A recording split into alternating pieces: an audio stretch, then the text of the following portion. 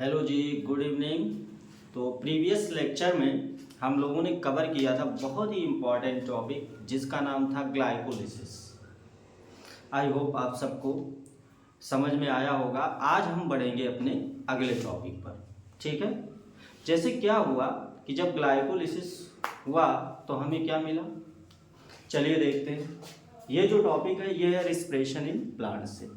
तो आइए चलते हैं अपने नेक्स्ट टॉपिक पे, ठीक है, जिसका नाम क्या है, क्रेब्स साइकिल। लेकिन उससे पहले हम थोड़ा सा क्या करेंगे, पीछे जाएंगे इसको समझने के लिए। चलिए, जैसे मैंने क्या लिया था, वन मॉलिक्यूल क्या लिया था, ग्लूकोज। और क्या हुआ था इसमें ग्लाइकोलिसिस हुआ था और हमें क्या मिला था, हमें मिला था पायरुविक एसिड।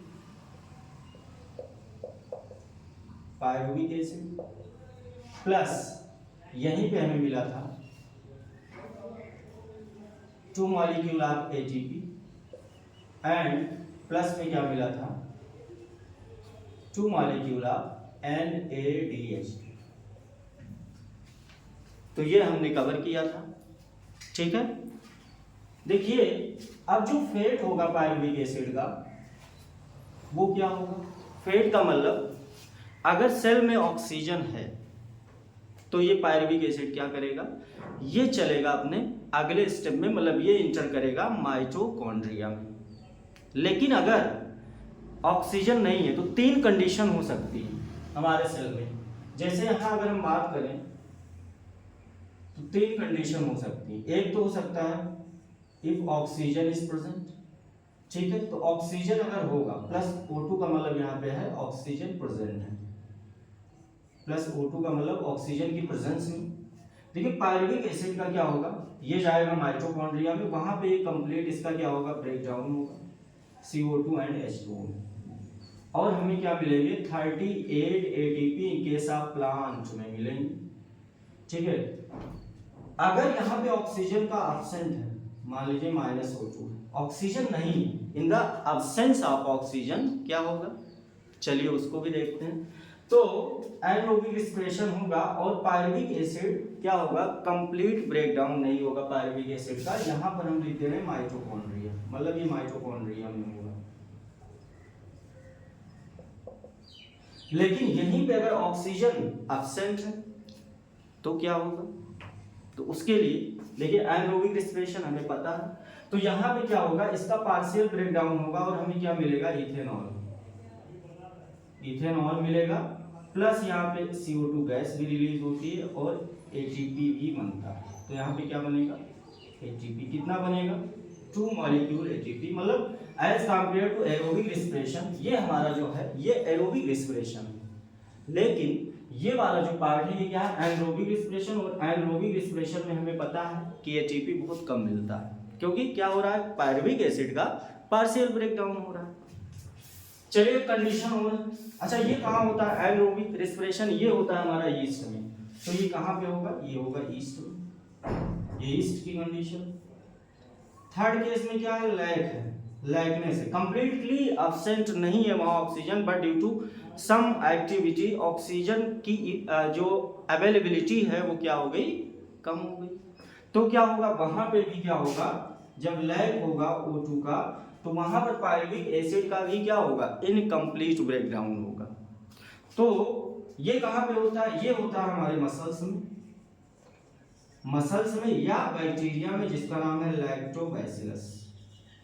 लैक्टोबैसिलस बैक्टीरिया वगैरह में ये होता है। यहाँ पे क्या होगा, यहाँ पे जो प्रोडक्ट बनता है वो बनता है lactic acid plus 2 molecule of ATP।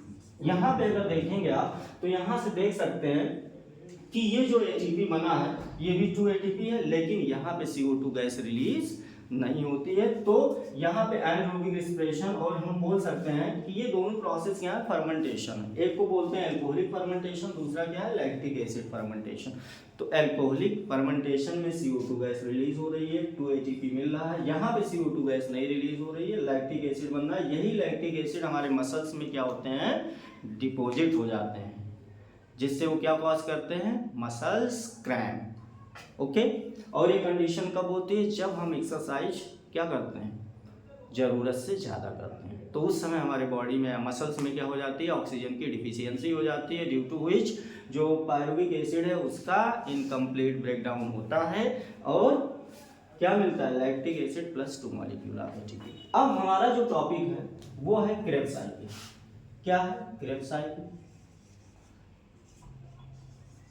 अच्छा, क्रेब्स साइकिल को और भी नाम से जानते हैं, अभी हम इसकी जो है चर्चा करेंगे कि इसको और किस नाम से जाना जाता है। अब देखिए, हम ये वाली कंडीशन को लेकर चलेंगे कि पायरुविक एसिड कहाँ गया, माइटोकॉन्ड्रिया में। तो यहाँ पे मान लीजिए कि पायरुविक एसिड इंटर किया, अब हम पीए लिखेंगे, पीए का मतलब पायरुविक एसिड। चलो पूरा नाम लिख दे रहे हैं, कंफ्यूजन ना हो, पायरुविक एसिड। अब ये पायरुविक एसिड में कार्बन कितने, 3। अब ये कहाँ इंटर करेगा, ये इंटर करेगा हमारे माइटोकॉन्ड्रिया के मैट्रिक्स में। क्या पायरुविक एसिड मैट्रिक्स में इंटर करेगा, करेगा, ठीक है, लेकिन पायरुविक एसिड क्रेब्स साइकिल में डायरेक्टली पार्टिसिपेट नहीं करता है। तो ये क्या करेगा, ये पहले अपने आप को कन्वर्ट करेगा एक ऐसे कंपाउंड में जो क्या करे, क्रेब्स साइकिल में इंटर करे। तो पायरुविक एसिड आ गया है, अब ये क्या करेगा, ये अपने आप को कन्वर्ट करेगा किसमें, ये बदलेगा एसिटिल या एसिटाइल कोएंजाइम ए में। एसिटाइल कोएंजाइम ए क्या करेगा, क्रेब्स साइकिल में इंटर करता है। तो यहाँ पे एसिटिल कोएंजाइम ए आएगा और ये क्रेब्स साइकिल को कंटिन्यू करेगा। बट हुआ क्या, देखिए एसिटिल कोएंजाइम ए में कार्बन कितने हैं, 2। तो एक कार्बन कहाँ गया, एक कार्बन यहाँ पे कहाँ गया, यहाँ पे देखेंगे तो हमें क्या मिलेगा कि एक कार्बन हमारा क्या हुआ, यहाँ से CO2 के फॉर्म में रिलीज हो गया। ठीक है, ये प्रोसेस कब की, ऑक्सीजन के प्रेजेंस में है। तो ऑक्सीजन आएगा और कार्बन को क्या करेगा, लेकर चला जाएगा किस फॉर्म में, कार्बन डाइऑक्साइड गैस के फॉर्म में। ठीक है, कोई बात नहीं। तो यहाँ से एक CO2 गया, एक CO2 हमारा निकल गया। अब यहीं पे देखिए क्या होता है, रेड्यूस्ड कोएंजाइम भी बनता है।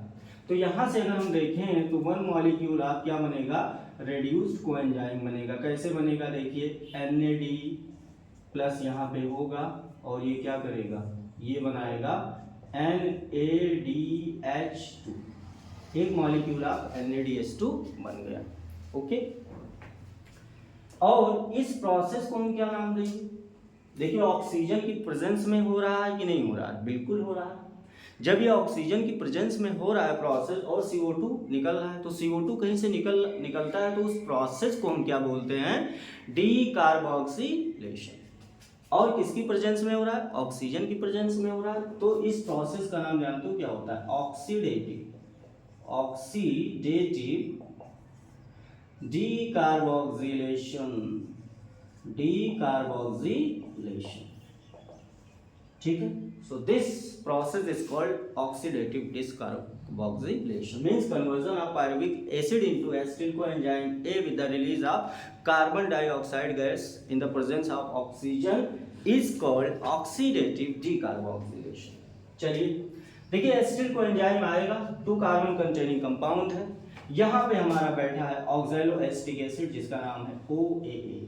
ऑक्सैलो एसिटिक एसिड यहाँ बैठा है, ये ऑक्सैलो एसिटिक एसिड से कौन कंबाइन करेगा, ये आके यहाँ पे कंबाइन करेगा और कंबाइन करके क्या बनाएगा, कंबाइन करके क्या बनाएगा, एक प्रोडक्ट बनाएगा। कंबाइन किया और फर्स्ट स्टेबल प्रोडक्ट यहाँ पे बनेगा। उस स्टेबल प्रोडक्ट का नाम क्या होगा, क्या होगा, उसका नाम होगा सिट्रिक एसिड। क्या बन गया हमारे पास, सिट्रिक एसिड आ गया।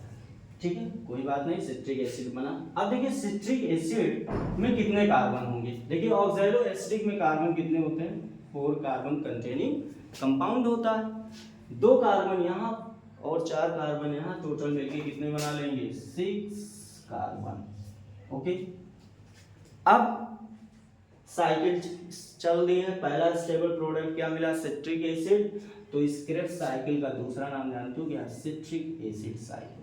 क्या है, सिट्रिक एसिड साइकिल भी इसको कहते हैं। क्यों कहते हैं आपको पता हो गया होगा, इसलिए कहते हैं क्योंकि जो पहला स्टेबल प्रोडक्ट यहाँ बन रहा है या पहला जो प्रोडक्ट बन रहा है उसका नाम क्या है, सिट्रिक एसिड। तो इसी प्रोडक्ट के नाम पे इस साइकिल का नाम क्या हो जाता है, सिट्रिक एसिड साइकिल। चलिए आगे देखते हैं क्या होगा। अब सिट्रिक एसिड साइकिल अपने आप को कन्वर्ट करेगा, किसमें कन्वर्ट करेगा, ये सिट्रिक एसिड साइकिल अपने आप को कन्वर्ट करता है सिस एकोनाइट्रिक एसिड में। ओके, सिस एकोनाइट्रिक एसिड बना, इसमें भी कार्बन सेम रहेंगे, 6 कार्बन ही रहते हैं, ठीक है, 6 कार्बन कंटेनिंग कंपाउंड होता है। आगे चल के ये जो है ये कन्वर्ट होगा किसमें, ये कन्वर्ट हो जाएगा आइसोसिट्रिक एसिड में। किसमें, आइसोसिट्रिक एसिड। इसमें भी कार्बन कितने होंगे, 6 कार्बन। तो ये इसमें भी कार्बन कितने हैं, 6 है। अब देखिए आइसोसिट्रिक एसिड जब बन रहा है तो इसके बाद क्या होगा, इसके बाद क्या होगा, इसके बाद चेंजेस आपको देखने को मिलेंगे। कैसे, देखो आइसोसिट्रिक एसिड है तो आइसोसिट्रिक एसिड जो प्रोडक्ट बनाएगा वो बनाएगा अल्फा कीटो ग्लूटारिक एसिड। देखिए इसमें जो कार्बन होंगे ना, वो कितने कार्बन होंगे, 5 कार्बन। यहां पे कार्बन कितने होंगे, 5 कार्बन, ठीक है। अच्छा एक कार्बन गया था, तो एक कार्बन कहाँ गया होगा, वो कन्वर्ट हो जाएगा किसमें, वो कार्बन हमारा चला जाएगा CO2 में। कार्बन डाइऑक्साइड यहाँ से रिलीज होगा, तो ये कार्बन यहाँ पे अल्फा कीटो ग्लूटारिक के पास कितने कार्बन होंगे, 5 कार्बन होंगे। यहीं पे क्या होता है, यहीं पे बैठा होता है NAD+, और NAD+ क्या करेगा, अपने आप को रेड्यूस करेगा और क्या बनाएगा, रेड्यूस्ड कोएंजाइम जिसका नाम है NADH2। तो 1 मॉलिक्यूल क्या बनेगा, NADH2, एंड 1 मॉलिक्यूल क्या रिलीज होगा, CO2 आगे देखिए क्या होगा, अल्फा कीटो ग्लूटारिक एसिड अपने आप को कन्वर्ट करता है सक्सेनिल कोएंजाइम में, सक्सेनिल कोएंजाइम। देखिए जब ये सक्सेनिल कोएंजाइम ए में कन्वर्ट कर रहा होगा तो यहाँ पे सक्सेनिल कोएंजाइम ए के पास भी कार्बन कितने हैं, 4 कार्बन कितने हो गए, 4 हो गए। मतलब यहाँ 5 था, यहाँ पे क्या हुआ, 4 कार्बन। तो यहाँ पे क्या हुआ होगा, यहाँ पे भी एक मॉलिक्यूल क्या निकलेगा, CO2 गैस निकलेगी, प्लस 1 मॉलिक्यूल क्या बनेगा, NAD+ से क्या बन जाएगा, NADH2। यहां तक क्लियर, यहां तक क्लियर, बिल्कुल क्लियर है, ठीक है। देखो फिर से देख लो, ऑक्सैलोएस्टिक एसिड आया, एसिटिल कोएंजाइम आया, ठीक है, ये इंटर किया एसिटिल कोएंजाइम में ऑक्सैलोएस्टिक एसिड के साथ रिएक्ट करके क्या बनाया, सिट्रिक एसिड। अब देखो सिट्रिक एसिड हमारा पहला प्रोडक्ट बना, तो इस साइकिल का नाम क्या हो गया, citric acid cycle. Krebs, Hans Krebs scientist का नाम है, जिन्होंने क्या किया था, इसके बारे में स्टडी की थी, इसलिए इसको क्रेब्स साइकिल बोलते हैं। बट इसको सिट्रिक एसिड साइकिल क्यों बोलते हैं, इसका लॉजिक है, पहला जो हमारा प्रोडक्ट है वो क्या है, सिट्रिक एसिड। उसके बाद हमने देखा, देखिए सिट्रिक एसिड में कार्बन कितने हैं, 6, 2 कार्बन यहाँ, 4 कार्बन यहाँ, दोनों मिलके क्या बना लिए, 6 कार्बन। आगे स्टेप में क्या बन गया हमारा, सिस एकोनाइट्रिक एसिड, फिर ये कन्वर्ट हुआ किसमें, आइसोसिट्रिक एसिड में। अभी यहाँ तक कार्बन एटम कितने, 6 ही हैं। जब कार्बन एटम 6 हैं तो अगला स्टेप क्या हुआ, वहां पे हमें चेंज देखने को मिलेंगे। अगले स्टेप में आइसोसिट्रिक एसिड किस में बदल गया, अल्फा कीटो ग्लूटारिक एसिड में, जिसमें कार्बन कितना है, 5। तो एक कार्बन गया कहाँ, सोचिए एक कार्बन कहाँ गया होगा, CO2, जाहिर सी बात है CO2 रिलीज हुआ होगा, CO2 रिलीज हुआ और यहीं पे क्या बना, एक मॉलिक्यूल ऑफ NADH2। फिर आगे चल के सक्सेनिल कोएंजाइम ए बना, और यहाँ पे देखेंगे क्या हो रहा है कि एक मॉलिक्यूल ऑफ CO2 रिलीज हो रहा है, तभी सक्सेनिल कोएंजाइम ए के पास कार्बन की संख्या कितनी है, 4।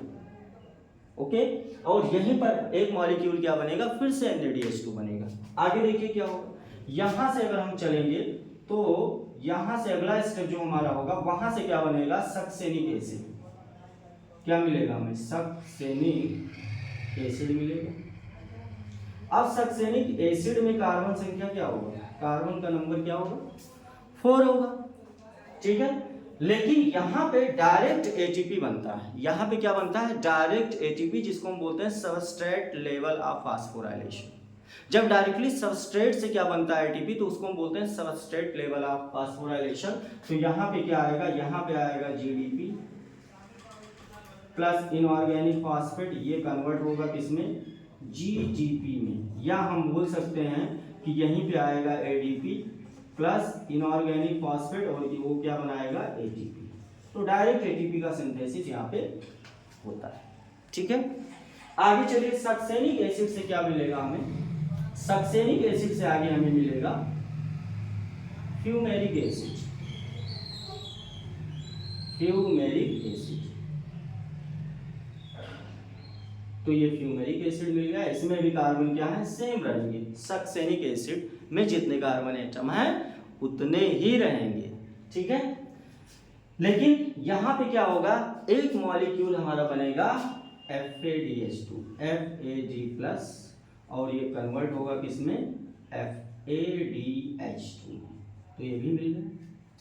अब फ्यूमरिक एसिड से हमें क्या मिलेगा मैलिक एसिड, जो अगला नेक्स्ट कंपाउंड मिलेगा वो क्या मिलेगा मैलिक एसिड। मैलिक एसिड मिला, मैलिक एसिड में कार्बन कितने होंगे, नंबर ऑफ कार्बन एटम वो भी 4 होंगे, ओके।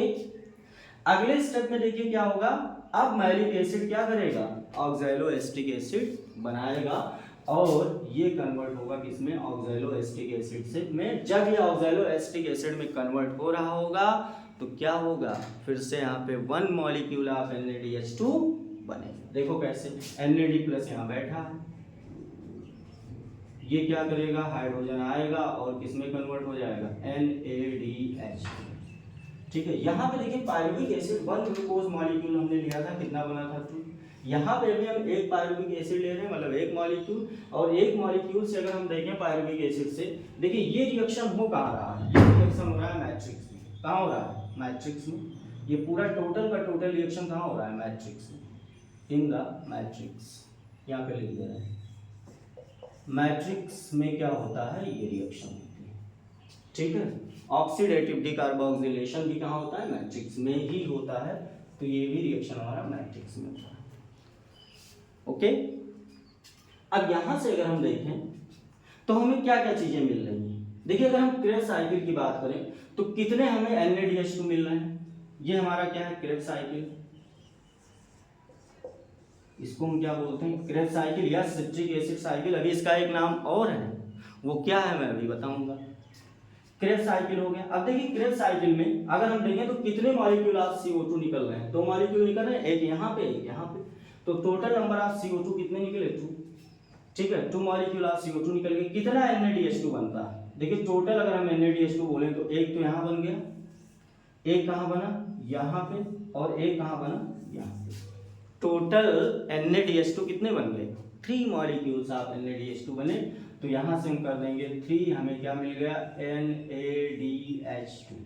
अच्छा कितना मॉलिक्यूल मिला FADH2 1, तो 1 क्या मिल गया है FADH2, ओके। ये हमें मिल गया 3 molecule of NaDH2 plus 1 molecule of FADH2। Direct ATP भी तो मिल रहा है, कितना मिल रहा है 1, तो प्लस में क्या मिल गया 1, यहाँ पे प्लस में लगा के हम लिख सकते हैं 1 मॉलिक्यूल ऑफ GTP या ATP, ओके। अच्छा अब यहाँ पे अगर हम क्रेब्स साइकिल की बात करें तो टोटल ATP कितना होगा, टोटल ATP कितना बनेगा, इसकी कैलकुलेशन हम कैसे करेंगे। टोटल ATP को कैलकुलेट करने के लिए हम चलेंगे कहाँ पे, हम चलेंगे इसके पास और इसके पास। देखिए यहाँ पे जो 2 मॉलिक्यूल ऑफ NaDH2 बना, ये कहाँ बना साइटोप्लाज्म में या साइटोसॉल में, तो इसको हम बोलते हैं साइटोसॉलिक NaDH2 या ग्लाइकोलिटिक NaDH2, क्योंकि ग्लाइकोलिसिस में बना है। लेकिन यहाँ पे जो NaDH2 बना वो तो ऑलरेडी माइटोकॉन्ड्रिया में है, मैट्रिक्स में, ठीक है, तो ये मैट्रिक्स में बना है। अब ये NaDH2 क्या है रेड्यूस्ड कोएंजाइम है, और ये कहाँ जाएगा, ये जाएगा कहाँ पे ETS inner membrane of mitochondria, वहाँ पे क्या है, ETS इलेक्ट्रॉन ट्रांसपोर्ट सिस्टम है, वहाँ पे इसका ऑक्सीडेशन होगा और हमें ATP मिलेगी। तो कितनी ATP मिलती है आपको हम बता दें आपके नॉलेज के लिए कि 1 मॉलिक्यूल ऑफ जो NaDH2 होता है वो 3 ATP देता है। कितना देगा, 3 ATP देगा। ओके, और 1 मॉलिक्यूल ऑफ FADH2 कितना देता है, तो वो देता है कहाँ, कितना, 2 ATP। ये दोनों कहाँ मिलेंगे, ये दोनों हमें मिलेंगे ETS में। कहाँ मिलते हैं, ETS में। कहाँ पे मिल जाएंगे, ETS में, इलेक्ट्रॉन ट्रांसपोर्ट सिस्टम। चलिए, क्या हम कैलकुलेट नहीं कर सकते, देखो 3 NaDH2 मिला है तो इससे टोटल ATP कितना हो जाएगा, 3 × 3 इज इक्वल टू कितना, 9 ATP। ओके, यहाँ पे 1 मिला है तो 1 × 2 कितना हो जाएगा, 2 ATP हो जाएगा। एक ATP ऑलरेडी है तो इसको भी यहाँ लिख देंगे। तो टोटल अगर हम ATP की बात करें तो 9 + 2 + 1 कितना हो गया, 12। तो टोटल ATP हमें कितने मिलेंगे, 12 ATP मिलेंगे। किसमें, क्रेब्स साइकिल में। क्रेब्स साइकिल की बात हम कर रहे हैं कि क्रेब्स साइकिल से हमें टोटल ATP कितना मिलता है, 12।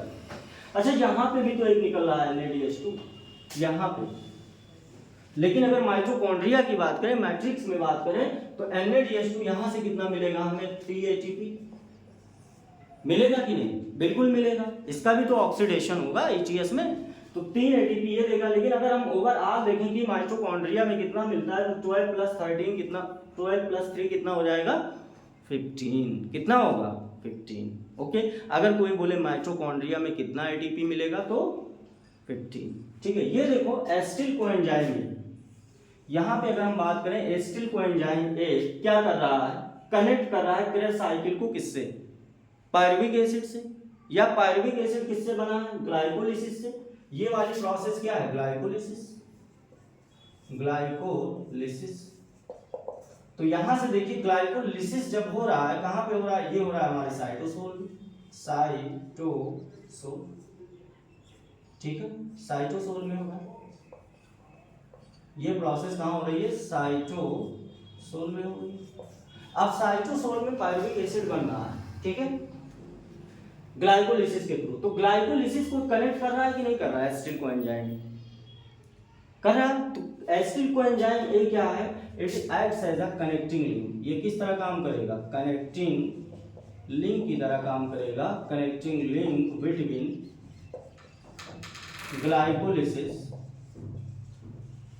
Glycolysis and Krebs cycle. Krebs cycle को कनेक्ट कर रहा है। तो ये भी एक इंपॉर्टेंट इंफॉर्मेशन कि एसिटिल कोएंजाइम ए क्या कर रहा है, ये कनेक्टिंग लिंक की तरह काम कर रहा है।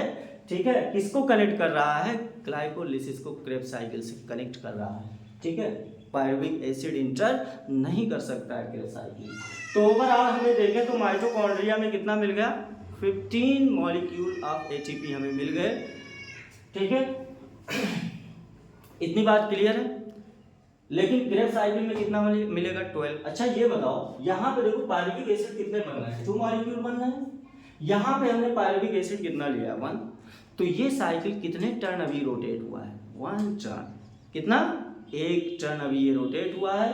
तो 1 टर्न में केवल एक पायरुविक एसिड क्या करेगा, अपने आप को तोड़ेगा, उसके बीच कार्बन टूटेंगे और CO2 रिलीज होगा, NaDH2 बनेगा, ATP बनेगा। लेकिन अगर ये 2 टर्न्स चलेगा तो ये नंबर बताओ, 12 वाला कितना हो जाएगा, 2 × 12, सबका नंबर कितना हो जाएगा, 24 ATP। ये भी 2 हो जाएगा, ये भी 2।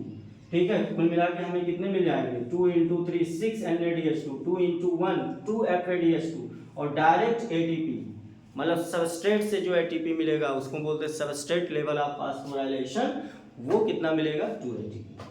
तो इसको अगर ओवरऑल हम ऐड करेंगे और निकालेंगे तो हमें कितना मिलेगा, 24 ATP। अगर 2 टर्न्स घूमेगा, यहाँ पे 6 मिल जाएगा, यहाँ 2 CO2 मॉलिक्यूल निकलेगा, यहाँ पे भी 2, यहाँ पे भी 2।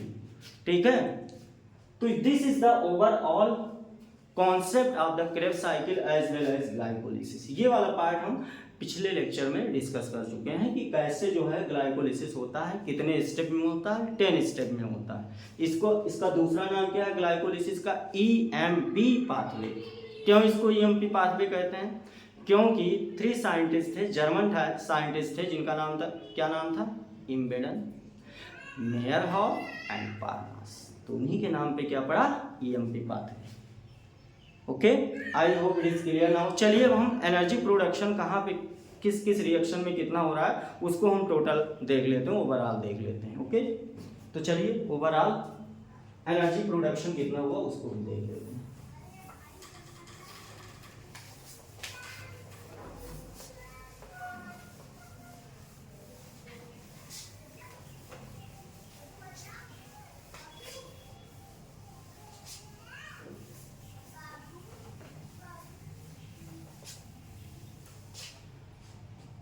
तो यहाँ पे हम क्या करेंगे, total number of ATP production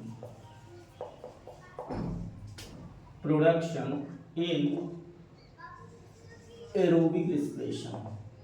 aerobic respiration की बात कर रहे हैं, तो एरोबिक रिस्पिरेशन में प्लांट्स में देखेंगे कितना एटीपी बना। ठीक है, चलिए बहुत आसान है, बहुत ही इस कॉम्प्लेक्स टॉपिक को हम इजी करके बना रहे हैं। तो एटीपी प्रोडक्शन कितना होगा एरोबिक रिस्पिरेशन में, इसको देखते हैं। देखिए कितने स्टेप में हुआ था हमारा सेल्यूलर रिस्पिरेशन। तो स्टेप का नाम लिखते हैं। पहला था हमारा ग्लाइकोलिसिस, तो यहाँ पे ग्लाइकोलिसिस हो जाएगा। और दूसरा स्टेप हमारा क्या था, लिंक रिएक्शन। तो दूसरा स्टेप हमारा हो गया लिंक रिएक्शन। अगला जो स्टेप था वो क्या था हमारा, वो था क्रेब्स साइकिल। तो यहाँ पे क्रेब्स साइकिल हो गया। और जो लास्ट स्टेप था वो था हमारा ईटीएस। ईटीएस में किसका ऑक्सीडेशन होता था, NaDH2 एंड FADH2 का। तो यहाँ पे हम लिखेंगे, पहले यहाँ पे हम क्या लिखेंगे, NaDH2, उसके बाद हमारा आएगा FADH2, इसके बाद अगर हम देखेंगे तो आएगा डायरेक्ट एटीपी कितना बना, कहाँ पे कितना, और लास्ट में क्या देखेंगे CO2 कितना निकला। ठीक है, इसका हम एक क्या बना लेंगे, टेबल बनाने से हमारा काम आसान है। तो एक ये टेबल बन गया। देखिए यहाँ पे एक जो है हम ये वाला इसको अलग कर लेंगे। ठीक है, ये ग्लाइकोलिसिस में रखेंगे। अब अगर हम देखेंगे तो NaDH2 CO2 FADH2 ATP ये सब कहाँ कहाँ मिलेंगे, थोड़ा इसको नीचे लिख लेते हैं। यहाँ पे लिखते हैं ग्लाइकोलिसिस। ठीक है, ये वाला हो गया हमारा ग्लाइकोलिसिस। ओके, तो यहाँ पे अगर हम देखें तो ग्लाइकोलिसिस अगर हमें देखना है तो सबसे पहले हम चलेंगे कहाँ पे, इसी स्टेप में। पहले स्टेप में step number 1, step number 2, step number 3, step number. अब यहाँ पे अगर देखें तो ग्लाइकोलिसिस में हमें पता है कितने NaDH2 मिले थे, 2। क्या FADH2 मिला था, नहीं। कितने ATP हमें डायरेक्ट मिले थे, नेट गेन कितने का हुआ था, 2 ATP का। क्या CO2 रिलीज हुआ था, नहीं। CO2 रिलीज हुआ था, नहीं। तो वहाँ पे क्या रहेगा, नील रहेगा। ओके, नेक्स्ट स्टेप हमारा लिंक रिएक्शन था। लिंक रिएक्शन आपको पता है कि पायरुविक एसिड जो बना साइटोसोल में, जब ऑक्सीजन की प्रेजेंस में क्या करेगा, इंटर करेगा माइटोकॉन्ड्रिया में, और वहां पे क्या होगा, ऑक्सीडेटिव डीकार्बोक्सिलेशन होगा, एसिटिल कोएंजाइम ए बनेगा। तो जब एसिटिल कोएंजाइम ए बन रहा था कितने NaDH2 मिले थे, 2 मॉलिक्यूल की बात करेंगे। ओवरऑल हम बात कर रहे हैं कितने मॉलिक्यूल, 2 मॉलिक्यूल। एक मॉलिक्यूल से कितना मिल रहा था पायरुविक एसिड से, जब एक पायरुविक एसिड का ऑक्सीडेटिव डीकार्बोक्सिलेशन हो रहा था तो 1 मॉलिक्यूल NaDH2 हो रहा था। लेकिन कितने बनना है, 2। ग्लाइकोलिसिस में तो 2 से कितना मिलेगा, 2 मिलेगा। FADH2 मिला नहीं, ATP मिला नहीं, CO2 एक मॉलिक्यूल क्या हुआ, रिलीज हुआ, 1 मॉलिक्यूल ऑफ CO2 रिलीज हुआ। चलिए क्रेब्स साइकिल में आ जाते हैं। अच्छा, क्रेब्स साइकिल में NaDH2 कितना मिला था, जब 1 टन घूमा तो 3 थे, जब 2 टन घूमेगा, 2 पायरुविक एसिड इंटर करेंगे तो 2 टन चलेगा, और 2 टन चलेगा तो कितना मिलेगा, 6। FADH2 1 टन में कितना मिल रहा था, 1, जब 2 टन चलेगा तो 2। ओके, ATP बताओ कितना मिल रहा था, 1 ही मिल रहा था। सक्सेनिल कोएंजाइम में जब सक्सेनिक एसिड में कन्वर्ट हो रहा था तो वहाँ पे डायरेक्ट ATP मिल रहा था, GTP जिसको हमने लिखा था। ओके, तो वो 1 मिल रहा था 1 टन ऑफ साइकिल में, लेकिन जब 2 टन ऑफ साइकिल चलेगी तो कितना मिलेगा, 2 मिलेगा। क्या CO2 रिलीज होगा, अच्छा यहाँ पे CO2 2 मॉलिक्यूल रिलीज होगा, क्योंकि एक से कितना रिलीज हो रहा था, एक, और दो से कितना, दो। यहाँ पे देखिए कितना रिलीज होगा, 4। अच्छा ETS में क्या होता है, देखो टोटल कितने बन गए, 2 2 4 और 6, कितना हो गया, 8 हो गया। 8 क्या मिल गया हमें, NaDH2, और 8 इंटू 3 कर दो, क्यों, क्योंकि एक NaDH2 से कितना मिलता है ATP3, तो 8 3 करोगे तो कितना होगा 24 ATP। भाई इन सबको ऐड करोगे तो कितना आएगा 8, और यहाँ पे देखो 2 है, और 2 इंटू क्या करोगे 2, तो कितना मिलेगा हमें, यहाँ पे मिल जाएगा हमें 2 इंटू 2 करोगे तो आ जाएगा 4 ATP। यहाँ पे देखो 2 + 2 कितना आएगा 4 ATP। इससे हमें कोई मतलब नहीं है, CO2 यहाँ कितना मिल जाएगा 6 CO2 मॉलिक्यूल मिल जाएगा ओवरऑल, ठीक है। सबको ऐड करेंगे तो अब देखो इन सबको ऐड करोगे तो जो टोटल ATP आता है एरोबिक रेस्पिरेशन में, टोटल ATP 24